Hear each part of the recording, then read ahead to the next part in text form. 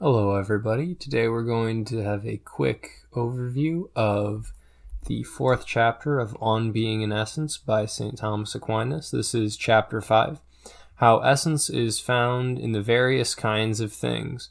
This will be very quick. There are 3 types of things. The first type is a being whose essence is identical to its existence. This is God. There's only one of these, as we talked about in an earlier video.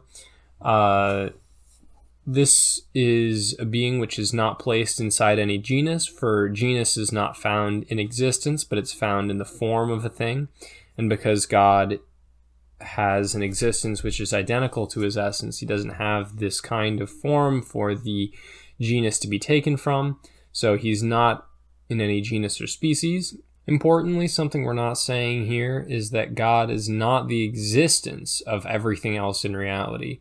So there's this idea where God would be this object which is shared by everything in reality, and everything exists through God's existence, but this is not the case. God is his own existence, and it's in that sense that you say God is existence, or God's existence is identical to his essence. And then he causes everything else to have their own existences. They do not have, in any material way, his existence. Then also God's being contains all of the perfections which are found in each of the genuses in a mode where they are capable of existing in a unity. Or all of the compossible perfections, as Scotus might say, in a couple decades. But yeah, God contains all perfections in a higher mode of unity than anything else in reality. Then there's the second type. This is the created intellect.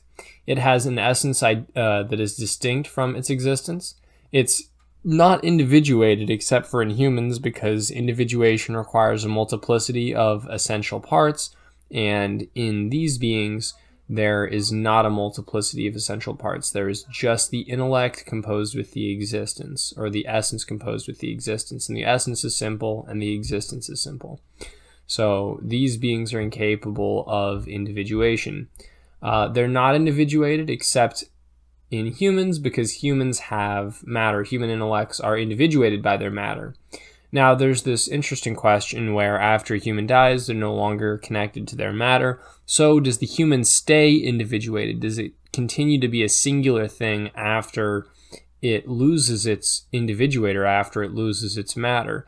And Aquinas says yes. He says that it is individuated with reference to the matter that it previously possessed.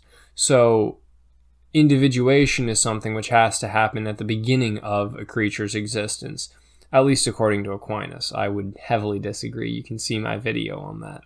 But he's saying that individuation happens at the beginning of a creature's essence, and from that point on, it's permanently individuated, regardless of the relationship it has from that point on to the original individuator, which in this case would be matter.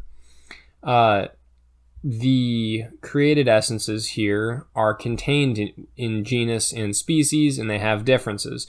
However, unlike physical substances, the genus is not derivative of matter because they have no matter, and the difference between the genus and the difference is a relationship of more perfect to less perfect.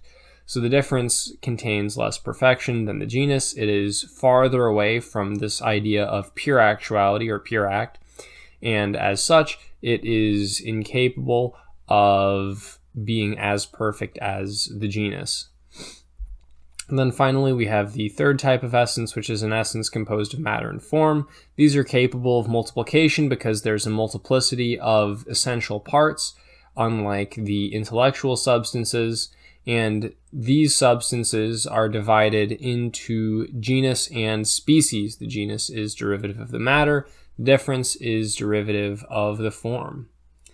Yeah, I hope you learned something.